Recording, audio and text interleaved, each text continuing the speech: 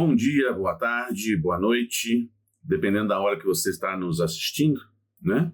Sejam bem-vindos mais uma vez ao canal aqui do Fraternidade, né? Hoje nós estamos aqui para conversarmos sobre a felicidade e infelicidade relativas.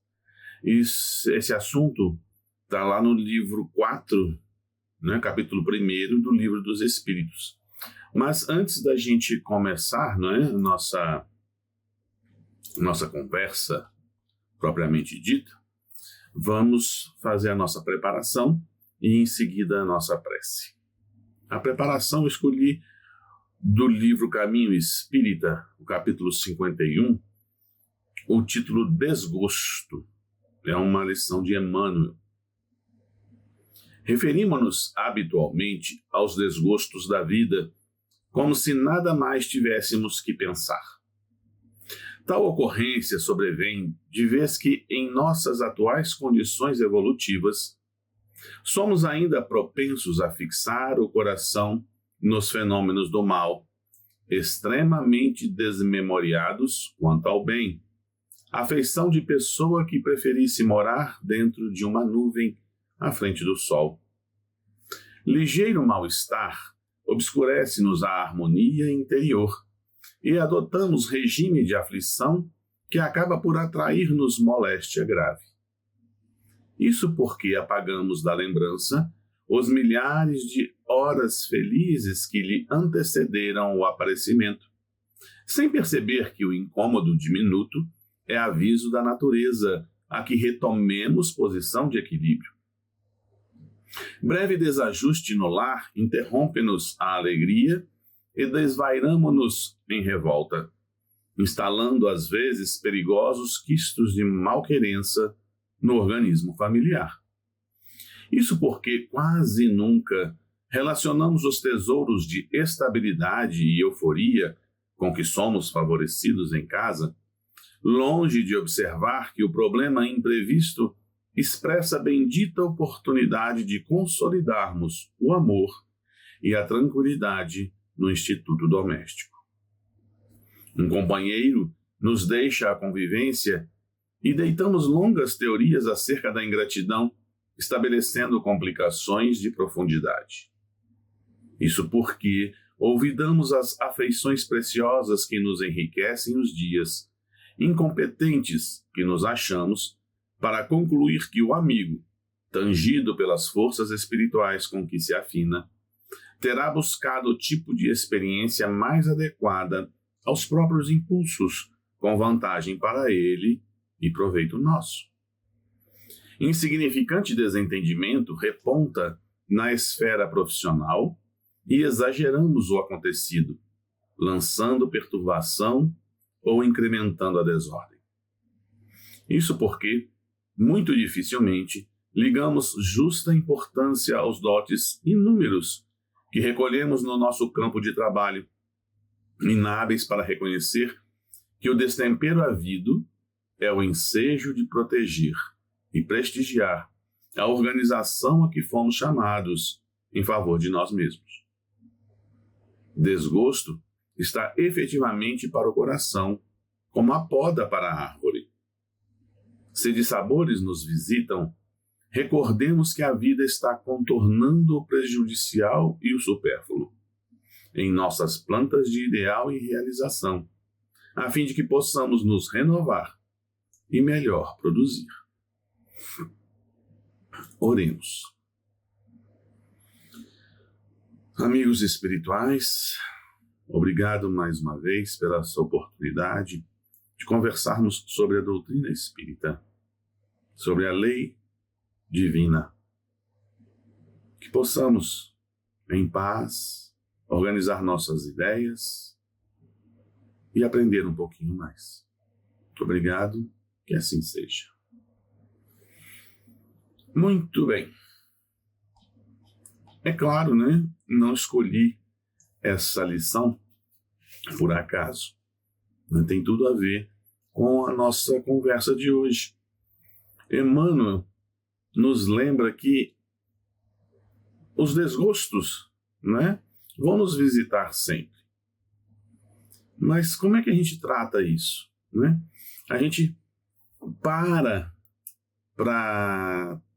pensar nessas nossas mazelas, a gente concentra muito do nosso esforço, do nosso tempo, dos nossos pensamentos sobre isso, né? A gente sofre mais do que deveria, ou mais tempo do que deveria, porque a gente está sempre remoendo essas questões e mais ainda dando um peso maior do que ela tem. Aqui um exemplo, né, que ele dá de que um companheiro, né, nos deixa a convivência. E aí a gente fica deitando longas teorias acerca da ingratidão. Às vezes a gente nem conversou com essa criatura para saber por que ela se afastou de nós. De repente ela teve que até viajar para resolver um problema sério em algum outro lugar, em alguma outra cidade. Não teve tempo de conversar com a gente nem está sabendo. Mas a gente prefere ficar pensando o pior, né? Que a pessoa é ingrata, que a pessoa não gosta mais da gente, e assim vai. Né? A gente pode pensar em muitas outras coisas. O nosso pensamento para o negativo é bastante criativo, né? Então, essa questão que o Emmanuel destaca aqui nessa lição. O tempo que a gente gasta dedicado àquilo que nos incomoda. Né? A gente vê muito isso nas reuniões mediúnicas. Espíritos que estão há anos, séculos, perseguindo aqueles que eles não gostam. E nessa perseguição, eles esquecem aqueles que o amam e ficam nessa parte da vida deles, né? Junto àqueles que não gostam, remoendo aquilo que os fez chegar naquele ponto, remoendo todo o desgosto, todo o sofrimento por que passaram. E aí, então, voltando agora para o Livro dos Espíritos, né, que é o nosso foco, ele, como eu disse antes, está no livro 4, o capítulo é o 1. E as questões relativas a esse tema são de número 920 a 933. A primeira pergunta é bem direta, né, aquilo que nós estamos conversando. O homem pode gozar de completa felicidade na Terra? Ou seja, nós podemos ser felizes, completamente felizes aqui? A resposta é não, né? Até óbvio. Porque a vida lhe foi dada como prova ou expiação. Mas depende dele amenizar os seus males e ser tão feliz quanto possível na Terra. Nós estamos num mundo de provas e expiações. Então, a espiritualidade já respondeu, né? A vida lhe foi dada como prova ou como expiação. Sendo assim, né, nós não vamos estar num mar de felicidade. Nós vamos estar constantemente, né, ligados a algum dissabor, algum desgosto, alguma dificuldade. Agora, depende de nós amenizar esses mesmos males, esses mesmos desgostos. E aí nós vamos ser tão felizes quanto possível aqui na Terra. Por isso, a felicidade é relativa. Nós vamos ter momentos de felicidade. Eles serão mais ou menos intensos ou mais ou menos prolongados de acordo com a nossa atitude, principalmente a nossa atitude mental, né? Onde a gente tem que lembrar, primeiro, que nada é por acaso, né? Aquilo que nós estamos passando é para o nosso bem, por maior sofrimento que possa vir, por maior dificuldade que possa ser aquele momento, é para o nosso bem. Porque ali nós estamos expiando alguma coisa, ou aprendendo alguma coisa. Sempre aprendendo, né? Mesmo na expiação, ela vem para nosso aprendizado. Né? Além da gente estar resgatando um débito, o processo, quando é bem feito, quando a gente passa bem por ele, a gente aprende. Né? Então, vai estar nas nossas mãos essa felicidade ou a infelicidade.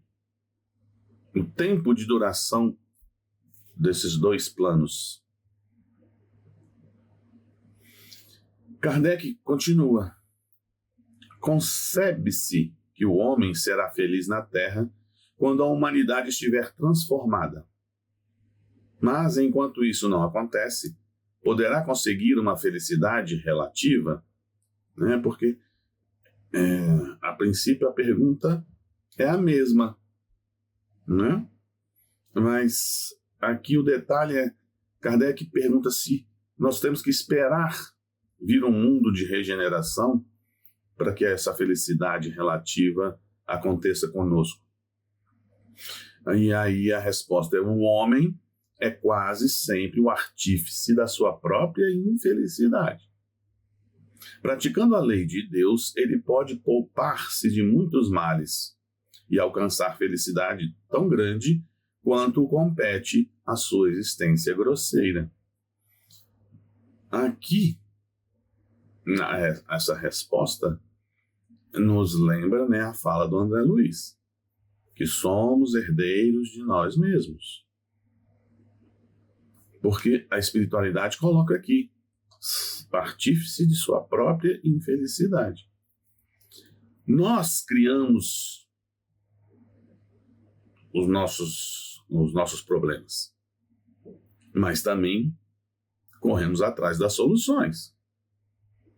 Agora, o quanto nós vamos ficar escravos dessas infelicidades, desses problemas que nós criamos? Né? Porque, o que eu quero dizer com isso? Com essa escravidão? Porque a gente comete o erro, e aí a gente entra no remorso, ou a gente entra na birra, né? Ou remorso pelo que fez, e aí fica anos e anos remoendo aquilo, sem agir, sem correr atrás do prejuízo, né? Ou então a gente comete o erro, vem a correção e a gente briga com isso, a gente briga com Deus, porque a gente não quer essa correção, porque a gente ainda se acha certo. E aí a gente lembra a lição nossa de preparação, né? Em que esses problemas vêm para nos sinalizar. Olha, corrige o rumo. Presta atenção no que você está fazendo. Não é? E a gente faz ouvido de mercador. Não para pensar. A gente tinha que pensar mais antes de agir, antes de falar, o que a gente não faz. Kardec continua. A felicidade terrestre é relativa à posição de cada um. O que basta para a felicidade de um constitui a desgraça de outro. Haverá, contudo, uma medida comum de felicidade para todos os homens? Para a vida material, é a posse do necessário. Para a vida moral, a consciência tranquila e a fé no futuro. Essa resposta é interessante. E eu vou começar pelo final. A fé no futuro, a certeza de que a vida continua, de que nós estamos aqui de passagem. Isso faz com que a gente haja de forma diferenciada, né? Porque eu sei que o que eu vou viver lá na frente é consequência do que eu estou vivendo hoje, do que eu estou fazendo hoje. Então, eu preciso ter uma consciência tranquila. E se eu tenho essa vida, se eu tenho essa fé, né, na vida futura, além da consciência tranquila, porque estou agindo de forma correta, de uma forma que vai me beneficiar após o desencarne, a vida material é secundária, né? Ela não é a primária. Então, eu não preciso me desesperar por correr atrás daquilo que é supérfluo. Eu vou me satisfazer ou vou ficar feliz com a posse do necessário. Não é? Quando a gente fica preso a algo que é temporário e que não é nosso, isso já é um sinal de desequilíbrio que vai nos levar à infelicidade. E aí, eu volto à questão anterior, a resposta da questão anterior. Praticando a lei de Deus, ele pode poupar-se de muitos males. Nós temos que viver de acordo com a lei divina. Se a gente quer viver bem, viver na felicidade, mesmo que relativa, nós temos que praticar a lei de Deus. Porque quando a gente não pratica a lei do homem, o que acontece? Vem multa, vem processo, vem prisão. Não são coisas que nos trazem felicidade, né? E isso eu estou falando da lei dos homens. Então, o raciocínio em relação à lei divina tem que ser até muito maior, né? A questão 923. Aquilo que seria supérfluo para um não representará para o outro o necessário e vice-versa, conforme as posições? Né? Tudo é relativo? A resposta é que sim, de acordo com as vossas ideias materiais, aos vossos preconceitos, à vossa ambição e às vossas ridículas extravagâncias, a que o futuro fará justiça quando compreenderdes a verdade. Não há dúvida de que aquele que tinha 50.000 libras de renda, vendo-se reduzido a só ter 10.000, se considera muito desgraçado, por não mais poder fazer a mesma figura, conservar o que chama a sua posição, ter cavalos, lacaios, satisfazer a todas as paixões, etc. Acredita que lhe falta o necessário. Mas, francamente, achas que seja digno de lástima quando ao seu lado muitos há morrendo de fome e frio, sem um abrigo onde repousem a cabeça? O homem criterioso, a fim de ser feliz, olha sempre para o baixo e não para cima, a não ser para elevar sua alma ao infinito. Desculpa. Olhem que interessante aquilo que a gente estava falando, não é? Então, aquilo que é supérfluo para um é o necessário para o outro. Isso, né, também depende. Mas, geralmente, as nossas ideias materiais estão envolvidas nessa questão. Os nossos preconceitos, né? A nossa ambição, as nossas ridículas extravagâncias, como está sendo colocado aqui. É porque a gente toma o supérfluo como o necessário. Ou seja, a matéria, ela é necessária? Lógico que é, nós estamos na matéria, vivendo na matéria. Então, nós dependemos dela. Mas a gente não pode dar o peso maior do que ela tem. Porque a nossa vida verdadeira é a vida espiritual, no plano espiritual. O que a gente leva daqui é matéria? Não é. São as nossas conquistas culturais e morais. Né? Então, a espiritualidade aqui nos alerta. Quanto maior peso a gente der à matéria, ao supérfluo, mais infeliz nós seremos.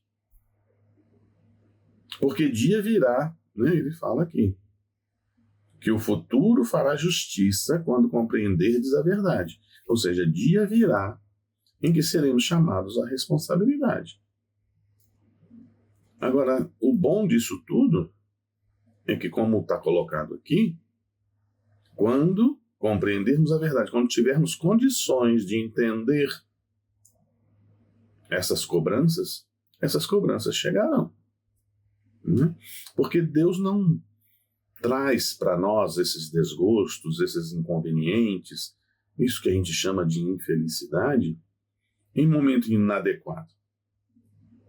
Ele vem até nós, isso chega até nós, quando nós temos condições de resolver, né, esses mesmos problemas e aprender com eles. Porque senão seria um sofrimento inútil. E Deus não procura o sofrimento de ninguém. Deus procura o resgate de todos. Né? A consciência do certo e do errado. Isso que Deus procura ter em nós. E vamos lá, mais uma questão. Há males que independem da maneira de agir e que atingem um homem mais justo. Haverá algum meio de ele se preservar deles? Né? Tem pessoas que, independentemente, né, da bondade que colocam, né, no seu dia a dia, sofrem. Vamos ver a resposta. O homem deve resignar-se a sofrê-los sem murmurar, se quer progredir. Entretanto, sempre encontra consolação na própria consciência, que lhe dá a esperança de um futuro melhor, desde que faça o que é preciso para obtê-lo. E aí a gente tem que lembrar de novo, né, que nós estamos num mundo de provas e expiações. As pessoas que estão aqui não são perfeitas. Longe disso. E se estamos aqui, ainda temos coisas a aprender, coisas a resgatar. Então, se já estamos no caminho do bem, ótimo. Vindo o sofrimento, eu entendo até que essas pessoas passarão de uma forma mais tranquila, uma forma melhor por esses sofrimentos, por esses desgostos. E elas já sabem como agir. Elas são pessoas que entendem a lei divina. Vão entender que não estão sofrendo por acaso. E, se continuarem agindo de forma correta, terão um futuro melhor. E que futuro melhor é esse? No plano espiritual. E depois, numa próxima encarnação. Quanto mais acerto a gente tiver hoje, mais tranquilo o nosso futuro. Isso não quer dizer que, nessa tranquilidade, que não haverão dessabores, dificuldades, desgosto batendo na nossa porta. Mas nós estaremos mais fortalecidos, estaremos mais seguros de nós mesmos, mais seguros da lei divina, e isso passará com maior rapidez, com maior tranquilidade.